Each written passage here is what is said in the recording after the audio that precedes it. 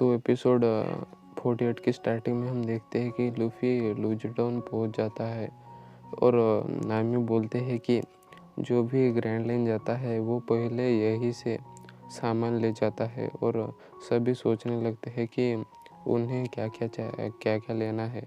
और तभी तभी लूफ़ी बोलता है कि मैं देखना चाहता हूँ कि पायरेट किंग को किस जगह मारा गया था। और वो उस जगह को ढूंढने के लिए भागने लगता है और सभी उसे रोकने लगते हैं क्योंकि उन्होंने वापस मिलने के लिए जगह तय नहीं की होती।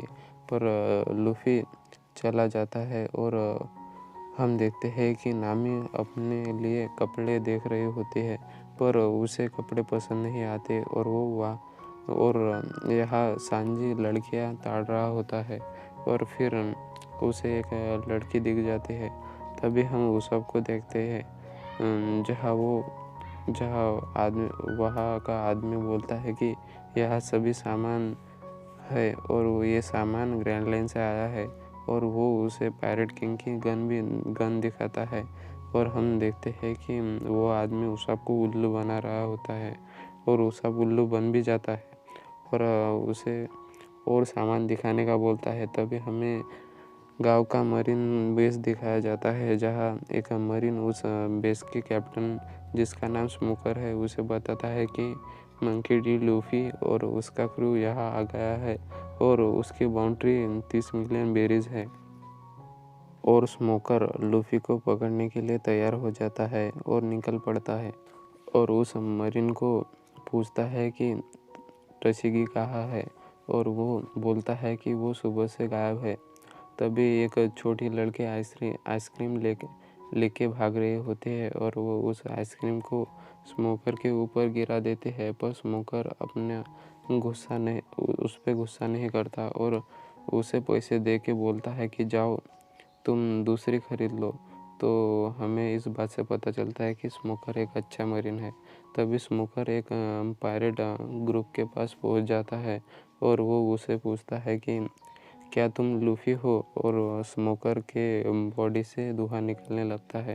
तभी हम नामी को दिखाया जाता है जो कि कपड़े खरीद रही होती है और वो दुकान की मालकिन उसे स्मोकर के बारे में बता रही होती है। बोलते हैं कि वो बहुत डेंजरस मरीन है, उसने यहाँ आने वाले सभी पायरेट को पकड़ लिया है।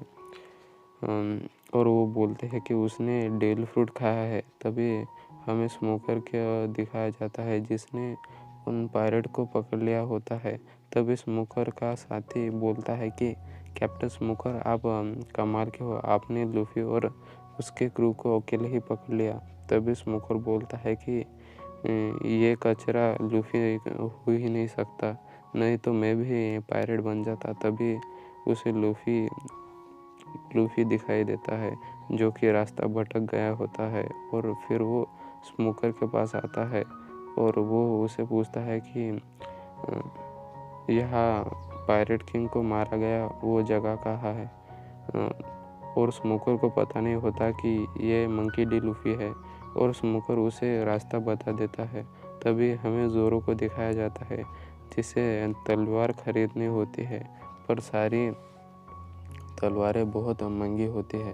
तभी उसे नामी की बात का ध्यान आता है कि वो पैसे देने के लिए तैयार है पर उसे 300 टका ब्याज चाहिए होता है और जोरो उससे पैसे लेने से मना कर देता है। तभी उसे शोर सुनाई देता है जहाँ वो दो पायरेट उस लड़की से अपने कैप्टन का बदला लेने आए हुए होते हैं क्योंकि उसके कैप्टन को स्मोकर ने पकड़ लिया होता है।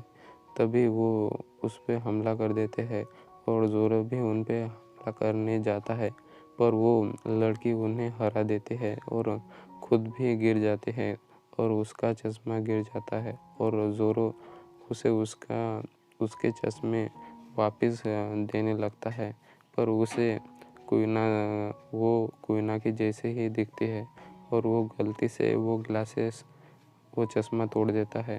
फिर वो लड़की उसे पैसे मांगने लगती है उसके चश्मे के लिए। तभी लूफी भटकते भटकते गोल्डी रॉजर के नाम के बार में पहुंच जाता है और वो उस बूढ़े आदमी को पूछता है कि तुमने ये बार का नाम गोल्डी रॉजर क्यों लिख दिया है। तभी वो बूढ़ा आदमी उसे यहाँ से चले जाने का बोलता है और वो बोलता है कि मैं ये जगह आज से बंद करने वाला हूँ। तभी लूफी उसे बोलता है कि मैं खो गया हूँ, मुझे उस जगह जाना है जहाँ गोल्डी रॉजर को मारा गया है, क्या तुम मुझे रास्ता बताओगे। तभी उसे उस टेबल पर एक खोपड़ी दिख जाती है और वो बूढ़ा आदमी बोलता है कि इसका नाम किलर जायंट था और ये एक खतरनाक विलन था और गोल्डी रॉजर ने इसे बस एक ही बार में मार दिया। और वो उसे गोल्डी रॉजर की कहानियाँ सुनाने लगता है और गोल्डी रॉजर की कहानियाँ सुन के लूफी को गूज़बम्स आने लगते हैं और वो बूढ़ा आदमी बोलता है कि आजकल कुछ ही लोग मेरी कहानी पर विश्वास करते हैं और उसे ये कहानियाँ बकवास लगती है, उन्हें ये कहानियाँ बकवास लगती है और लूफी उसे और कहानियाँ सुनाने का बोलता है। तभी वो बोलता है कि एक दिन गोल्डी रॉजर मेरे बारे में आया था जो कि बहुत खुश था और वो ग्रैंड लाइन जाने की बातें कर रहा था। उसे ग्रैंड लाइन में जाना था और मैं उसे बता रहा था कि वो समुंदर बहुत भयानक है, वहाँ से कोई ज़िंदा वापस नहीं आता। तभी गोल्डी रॉजर बोलता है कि इसीलिए तो मैं वहाँ जाना चाहता हूँ और उसने मेरी सारी शराब पी ली और सुबह ग्रैंड लाइन की तरफ निकल गया और थोड़ी समय बाद मैंने सुना कि उसने ग्रैंड लाइन को जीत लिया है और वो बन गया है किंग ऑफ द पायरेट्स और मैं उसके लिए खुश था। और 22 साल बाद पहले उसे